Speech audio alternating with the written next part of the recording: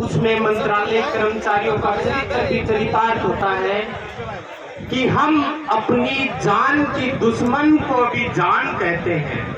हम अपने जान के दुश्मन को भी जान कहते हैं। अरे आंदोलन की इस भूमि को छिपरापट महान कहते हैं। और इस छिपरापट महान की भूमि को एक बार फिर से चूम रहा हूं। मैं निर्मल सोनी मंत्रालय कर्मचारी महासंघ के आंदोलन से बोल रहा हूं। साथियों, सर्वप्रथम मैं महासंघ के माननीय प्रदेशाध्यक्ष महोदय, प्रांतीय कार्यकारिणी के समस्त सदस्य, राजस्व विभाग जो मेरा मूल विभाग है, उनके समस्त जिलाध्यक्ष महोदय एवं समस्त प्रदेश कार्यकारिणी को नमन करता हूं, अभिनंदन करता हूं और आप सभी का आभार करता हूं। इसके अलावा मैं इस असीम सौंदर्य और आंदोलन की भूमि को नमन करता हूं। मैं निर्मल सोनी उस वटवृक्ष जिसकी छांव के नीचे आप सब विराजमान हो, जिसकी छांव तले हम सब फल फूल रहे हैं, उस वटवृक्ष नुमा महासंघ को नमन करता हूं। मैं निर्मल सोनी इस पंडाल में शहीद कार्मिक बाबूलाल मीणा की शहादत को नमन करता हूं। मैं निर्मल सोनी सर्वप्रथम आगे बढ़ने से पहले आप सब जो भी ताश खेल रहे हैं, एक बार आपकी आंखों में मैंने सबके एक सपना देखा है, उसके बारे में कहना चाहूंगा कि आप सब जो अलग अलग विभागों से आए हैं, ऐसे दैदिप्यमान मंत्रालय कर्मचारियों की निष्ठा को नमन करता हूं। मैं निर्मल सोनी आप सभी की भविष्य की जो उत्साही सोच है और हमने यहाँ कोई उद्दंड नहीं किया है, ऐसी अनुशासनात्मक क्रांति को नमन करते हुए उस परम पिता परमात्मा को नमन करता हूँ जो मेरे में एक वक्ता बन के बोल रहा है और इस पंडाल के कण कण में विराजमान आप सब में एक श्रोता बन के सुन रहा है। साथियों, भले ही हम कहने को मंत्रालय कर्मचारी हैं, लेकिन अभी जो परिस्थितियां चल रही है, मैं फिर से एक बार एक मंत्रालय कर्मचारी के नाते सब मंत्रालय कर्मचारियों को एहसास दिलाना चाहूंगा कि वो कौन है। मैं का मतलब हम सब। मैं वो हूँ जिसने इस पंडाल में अनेक तूफानों ने हिलाने की कोशिश की, इस पंडाल को हिलाने की कोशिश की, लेकिन मैं डटा रहा और इस पंडाल को भी थमे रखा। मैं वो हूँ जिसको बरसात ने यहाँ से धकेलने की कोशिश की, लेकिन हमारी तपिश के कारण इस पावन भूमि में समा के शांत हो गई। मैं वो हूँ जिसकी शहादत यहाँ हुई। कल मैंने सुना एक और हमारे साथी के हार्ट अटैक हुआ था, तो अपने घरों से दूर अपने परिवार को छोड़ के अपने स्वास्थ्य की भी कामना नहीं करते हुए हम अब सिर्फ मंत्रालय कर्मचारी नहीं रहे हैं, हम बगावत का एक शोला बन गए हैं। मेरी भावनाओं को इन 4 लाइनों से समझने की कोशिश करना कि तूफान रुके रुके है लश्कर धार कलम की रुकी नहीं, तूफान रुके रुके है लश्कर धार कलम की रुकी नहीं। अरे तख्त झुके हैं झुकी थी रियासत, बाबू पर कभी झुका नहीं। अरे तू सारथी है साहित्य का, कर्म को अंजाम दे। लिख रहा है सच अगर तो लिख रहा है सच अगर तो ना कलम को अंजाम दे। अरे बाबू तेरे हुक्मरां का, बाबू तेरे हुक्मरां का कोई पिता फरमान नहीं है। तू बगावत का शोला है, दरबारी दफ्तरदार नहीं है। तू बगावत का शोला है, दरबारी दफ्तर खान नहीं है।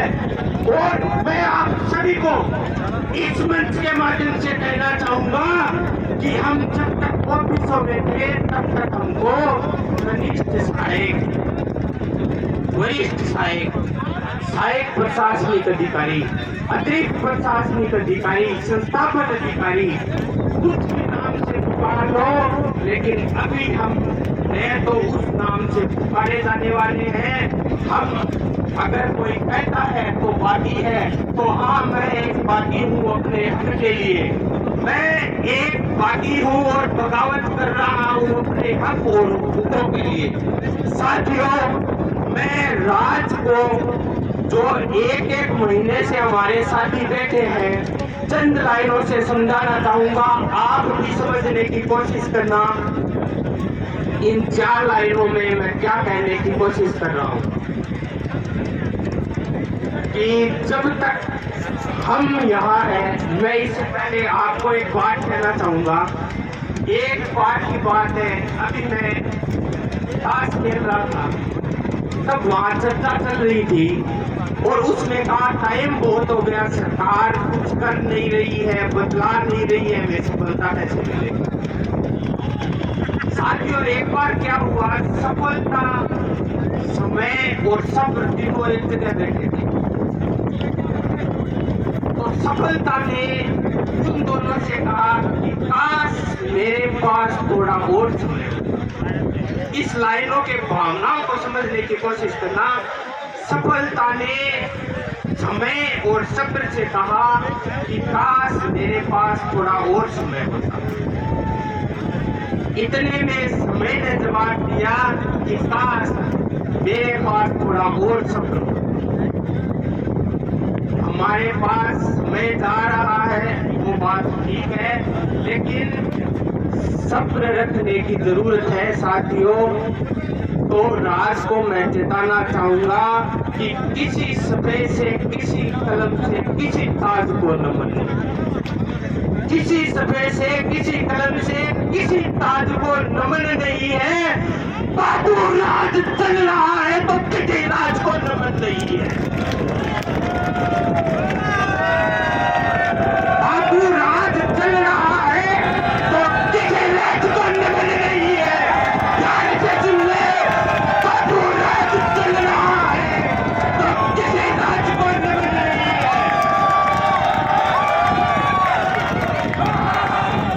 अरे मैं वो बाबू हजरात नहीं हूँ जो फिरौन के आगे सिर झुका दे।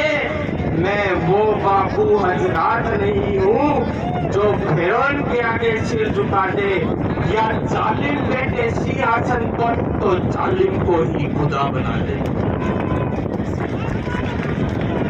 अरे बाबू खुददार है और खुददार रहेगा जब तक सूरज में आग रहेगी। बाबू खुददार रहेगा जब तक सूरज में आग रहेगी। हम वृद्धा बलियों के रंग ना चढ़ेंगे, लेखनी पे दाग रहेगी। सांस मेरी चल रही है, चलने दो जब तक, या तो मेरी सांस रुकेगी या कलम बस सच लिखेगी, या तो मेरी या कलम बस सच। साथियों, मैं थोड़ा समय और लूंगा, जो ये चाहते हैं मैं समय लूं वो हाथ ऊपर करें। कई दिन हो गए, कई दिनों की बड़ास है। मैं आप सभी जो ताश खेल रहे हैं, मैं इतने संबोधन के बाद में मैंने खुद ने देखा है। ये कई दिन बड़ा दिए क्या है, चूरू के साथी है तो क्या तपते ना, जब पकते तो एक बार जोरदार ताली है साथी के लिए। जब टेम्परेचर 9 तक आएगा ना, जब भी उसको बाहर आएगा, एक बार जोरदार ताली हमारे चिकित्सक और भाई हेमंत सोनी हमारे रेवेन्यू के साथी के लिए। कंटिन्यू। साथियों, मैं अपने इस आंदोलन को नदी की एक धार मानता हूँ जो है विरल, चाहे आंधी रहे, तूफान आए, लगातार। हमारी जो मांगे हैं उनको मैं वो चट्टान या पत्थर का टुकड़ा मानता हूँ जो हमें रास्ता देने के लिए कतई तैयार नहीं। लेकिन मैं सरकार को ये समझाना चाहूंगा कि समय की नजाकत को समझिए साहब, समय बड़ा बलवान होता है। मैंने अपने खुद को, हम सबको नदी की धारा और हमारी मांगों को चट्टान का टुकड़ा केवल इसी कारण नहीं कहा है कि कहने को है। ये 4 लाइनों से आप समझने की कोशिश करना कि सरकार जो समय का पालन नहीं कर रही है और हम अपनी मांगों को किस तरह लेके रहेंगे, जरा समझने की कोशिश करना। जिसने नहीं की समय की कदर उसे मिटना पड़ा है। जिसने नहीं की समय की कदर उसे मिटना पड़ा है। बच गया तलवार से तो फूलों से कटना पड़ा है। जिसने नहीं की समय की कदर उसे मिटना पड़ा है। बच गया तलवार से तो फूलों से कटना पड़ा है।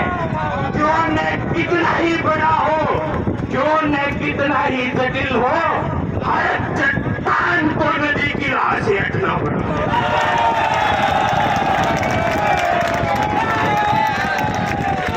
इस बात में आप समझ गए कि हम क्यों नदी की धारा है और हमारी मांगे क्यों चट्टान है।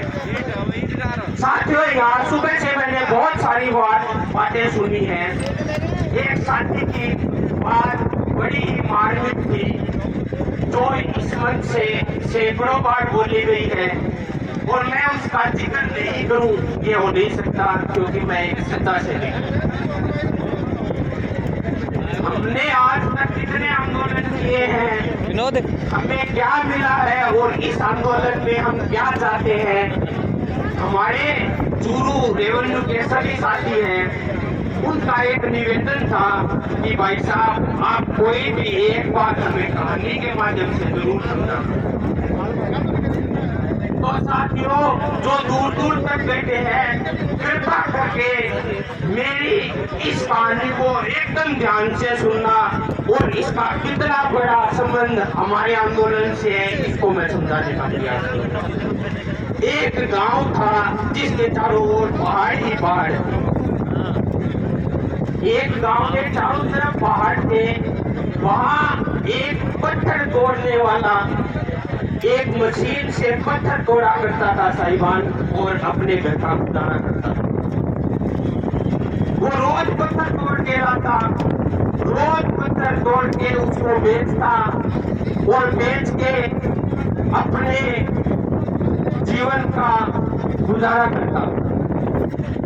एक दिन उसे एक महात्मा मिले और उस महात्मा ने कहा, आप अगले 5 मिनट में जो भी सोचोगे आपको वही प्राप्त हो जाएगा।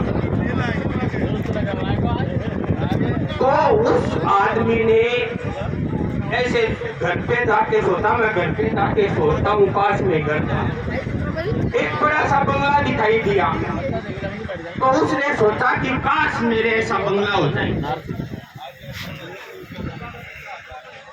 तो उसको वैसा का वैसा बंगला मिल गया क्योंकि महात्मा का वरदान मिला हुआ था।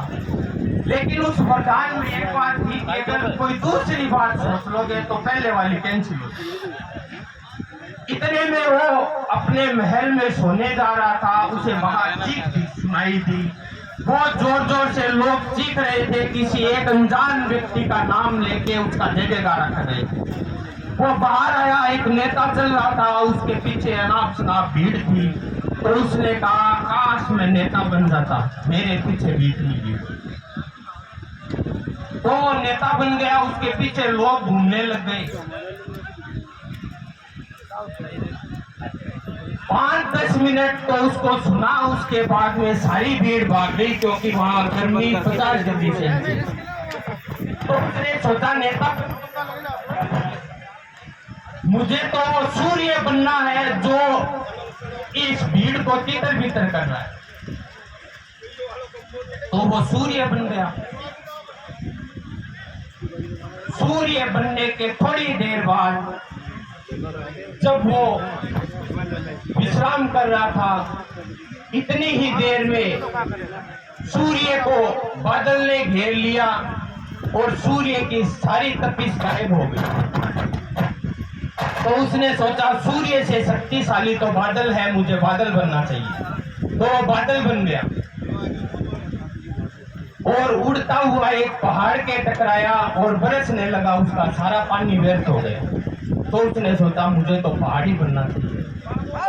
तो वो पहाड़ बन गया और लास्ट में उसने देखा कि उसके किनारे पे एक जना हथौड़ी लेके और उस पहाड़ को तोड़ रहा था। तो उसने सोचा मुझे तो यही बनना चाहिए। तो वो वही पहाड़ तोड़ने वाला बन गया और उसके हाथ में हथौड़ी।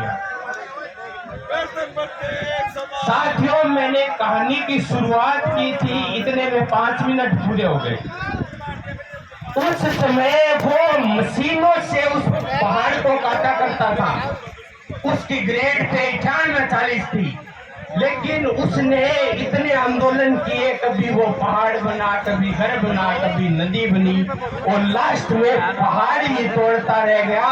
लेकिन वो मशीन उससे छिन गई और उस मशीन की जगह हथौड़ी थी 80-80। लेकिन अब उसको एक और सपना आया कि उस पहाड़ को एक बारूद से उड़ाया जा रहा है। तो मैं माननीय प्रदेशाध्यक्ष महोदय से निवेदन करना चाहूंगा कि आप इतना वादा रखते हैं कि अब आप सबको बारूद बनाएंगे।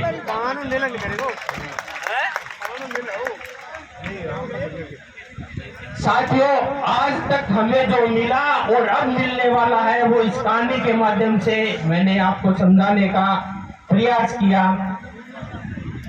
अब मैं अपनी वाणी को विराम दूं, उससे पहले मैं आप सभी को और यहाँ मंच पे जितने भी मंत्रालय कर्मचारी विराजमान हैं उन सभी को कहना चाहूंगा कि हर बार कुछ नया करने की सोचनी चाहिए, तभी आपकी बात रखी जाएगी, तभी आपके बारे में विचार किया जाएगा। और इस आंदोलन में एक नवाचार देखने को मिला कि विशाल रक्तदान शिविर का आयोजन किया गया। ये एक नई सोच थी और इस सोच को चरितार्थ करती हुई 4 लाइनें आपके चरणों में समर्पित करता हूँ कि कुछ नया करने वालों की ही चलती कहानी है। कुछ नया करने वालों की ही चलती कहानी है। उन्हीं के पैर पूजती झुक झुक कर जवानी है। कौन टूटता है ये रेंग रेंग के चलने वालों को, यहाँ तो उन्हीं की चर्चा है जिनकी टहल तूफानी है। धन्यवाद। जय हिंद, जय भारत।